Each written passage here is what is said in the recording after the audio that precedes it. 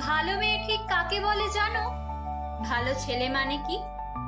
তুমিও বলবে সহজ প্রশ্ন, মাপকাঠি একটি। যে মেয়ে পেয়েছে অঙ্কে 100, যে ছেলে ভূগোলে সেরা, তারাই তো ভালো। সবাই বলছে হীরের টুকরো এরা। কাগজে ওদের ছবি ছাপা হয়, টিভিতে দেখায় মুখ।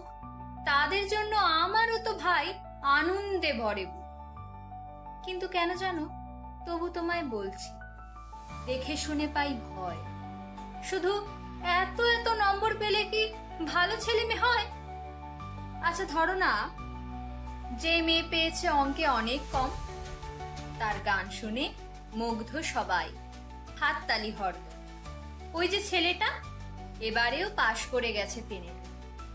কিন্তু বলতে কি ভাই, আমরা অবাক ওর আবৃত্তি শুনি। নাটকেও তার নেশা আছে, পরের বিপদে ছোট। পাড়ার তিন্নি বাংলায় নাকি 30 পেয়েছে মোটে। কিন্তু মেয়েটা খেলাধুলাতে 10 খানা গায়ে নাম। সত্যি বলো তো, তবুও বলবে এরা নয় কেউ দামি? চাই যে অনেক ইঞ্জিনিয়ার, চাই আরো ডাক্তার, পাশাপাশি চাই শিল্পী, ফেলুরে, স্নেহময়ী সিস্টার।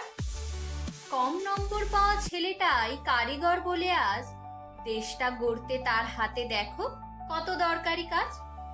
পরের দুঃখে কাতর যে মেয়ে মুক্তি করেছে কালো, কম নম্বর পেয়েছে বলে কি বলবে না ওকে ভালো?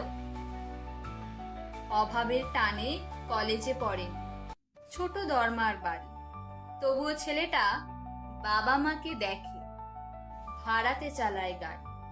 তাই বলছি কি, শুধু এত এত নম্বরে হয় নাকি মাপকাঠি?